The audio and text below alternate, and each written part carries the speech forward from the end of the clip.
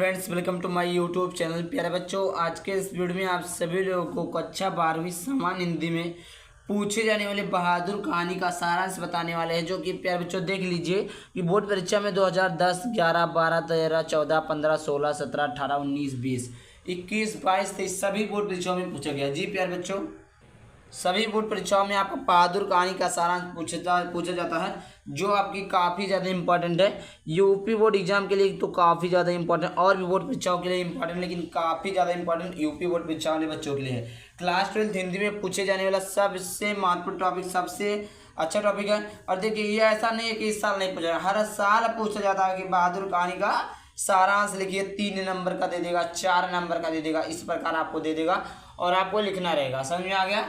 तो ये बहुत ही इंपॉर्टेंट है। और मैंने दिखा दी भी दिया कि 2010 में पूछा गया, 11 में, 12 में, 13 में, 14 में, 15 में, 16 में, 17 में, 18 में, 19 में, 20 में, इतने सारे सालों में पूछा गया। 21, 22 में भी पूछा गया है।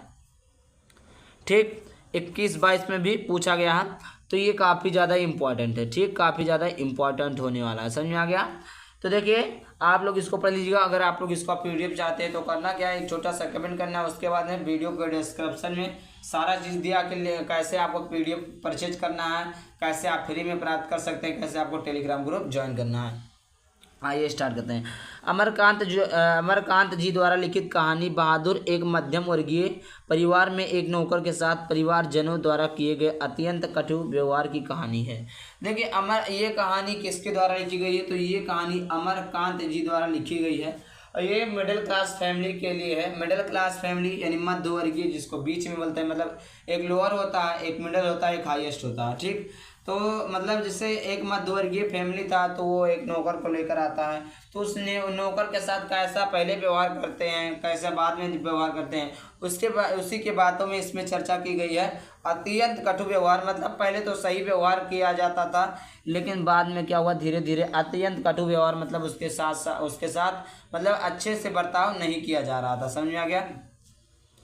इसी के ऊपर एक कहानी है। कहानी किसके द्वारा लिखी गई है? कहानी अमरकांत जी द्वारा लिखी गई है, जिसमें लेखक ने स्वयं को कहानी का पात्र बनाते हुए कहानी की आत्मकथात्मक रूप में रचना की है। देखिए, जो क्या है, लेखक है स्वयं को कहानी का पात्र, मतलब उसमें जो रहते नहीं, कहानी की मुखिया, कहानी के मेन, तो उसमें कहानी का पात्र स्वयं को माना है। किसको माना है? कहानी का पात्र स्वयं बनाते हुए कहानी की आत्मकथात्मक रूप में रचना की है। अपने से संपन्न रिश्तेदारों के घर नौकर द्वारा जुटाई सुविधा और शान को देखकर लेखक की पत्नी निर्मला स्वयं भी एक नौकर रखना चाहती थी। देखिए, सबसे पहली बात आप समझ लीजिएगा, लेखक की पत्नी का नाम, कभी एमसीक्यू में भी पूछ सकता है ना कि लेखक की पत्नी का क्या नाम था। तो लेखक की पत्नी का नाम क्या था? निर्मला था। बहादुर के पति के पत्नी का नाम क्या था? निर्मला था। और इसमें देखिए, अभी आपने क्या पढ़ा कि एक मध्यवर्गीय फैमिली थी। मध्यवर्गीय फैमिली मिडिल क्लास के लोग हैं, जो कि अत्यंत गरीब नहीं, मतलब मिडिल क्लास के लोग हैं।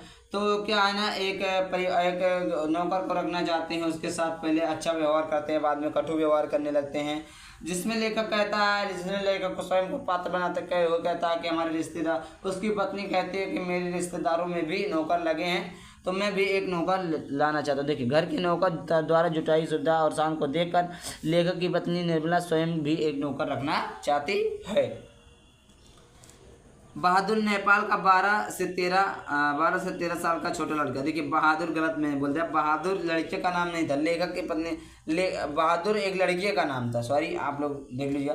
बहादुर नेपाल का 12 से 13 साल का छोटा लड़का था। बहादुर कहाँ का था? तो बहादुर नेपाल का था। कितने साल का था? 12 से 13 साल का था। इस प्रकार भी आपको पूछ सकता है कि बहादुर कितने साल का था? 12 से 13 साल का था, जो कि नाबालिग था। भाई, 18 साल से ही लोग बालिग होते हैं, तो 12 से 13 साल का होगा तो नाबालिग नहीं होगा।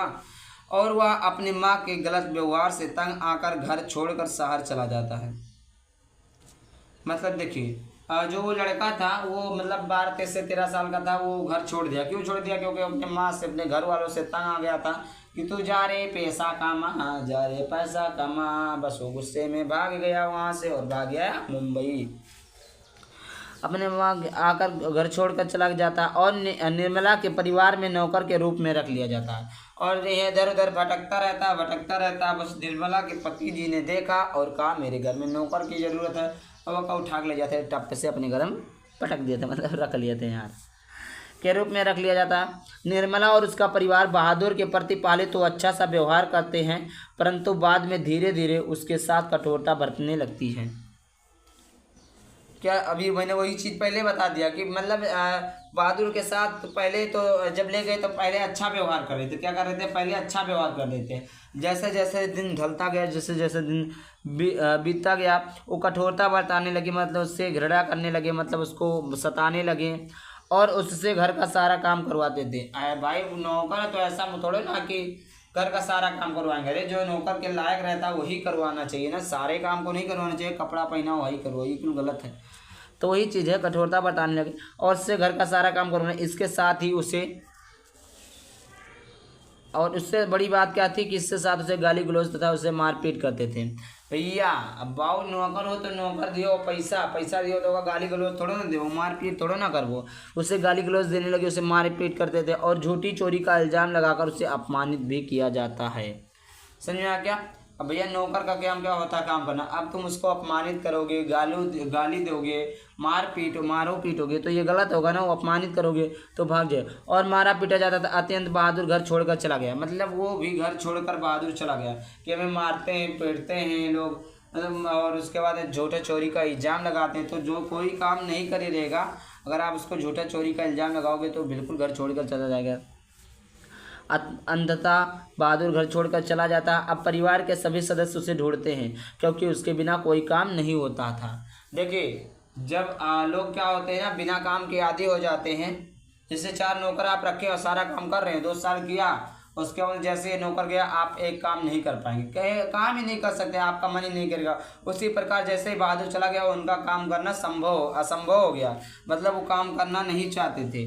फिर उसको क्या हुआ, बहादुर को ढूंढने लगे क्योंकि घर के सभी लोग आराम के आदी हो चुके हैं। बहादुर की उपयोगिता देखकर सभी अपना घरेलू कार्य करने से घबराते हैं। बहादुर के घर छोड़ जाने पर वह सभी पश्चाताप करते हैं और अच्छा व्यवहार करने को सोचते हैं। भैया जब घर छोड़ दी तो ये सबका का हो गया, कमावा करे पड़ी तब दिक्कत या वही कमावा करे पड़ी तो दिक्कत या, मतलब का जब बहादुर घर छोड़कर चला गया, काम करने वाला कोई नहीं है, वो लोग कर नहीं सकते हैं, तो क्या होगा, वो लोग आराम के आदी हो चुके हैं। किसके आदी हो चुके हैं, आराम के आदी हो चुके हैं और वो पश्चाताप कर रहे हैं कि अब की उसको बाहर बुला कर लाएंगे तो हम लोग उसके साथ अच्छा बर्ताव करेंगे। लेकिन क्या कहा गया, परंतु व्यवहार करने को, परंतु एक कविता कही गई है कि अब पछताए होत क्या जब चिड़िया चुग गई खेत। अर्थात अब पछताने का कोई लाभ नहीं क्योंकि बहादुर जा चुका था। अतः बहादुर में सहनशीलता और स्वाभिमान की भावना कूट कूट कर भरी थी और उसके इसी चरित्र के कारण यह कहानी बहुत प्रिय है। तो ये क्या था प्यारे बच्चों, ये था बहादुर कहानी का सारांश। आई होप आपको बहुत पसंद आया होगा। पसंद आया तो वीडियो को लाइक कर देना, चैनल को सब्सक्राइब कर देना। चलिए मिलते किसी टॉपिक के साथ, तब तक के लिए बाय बाय, थैंक यू, जय हिंद, जय भारत, वंदे मातरम।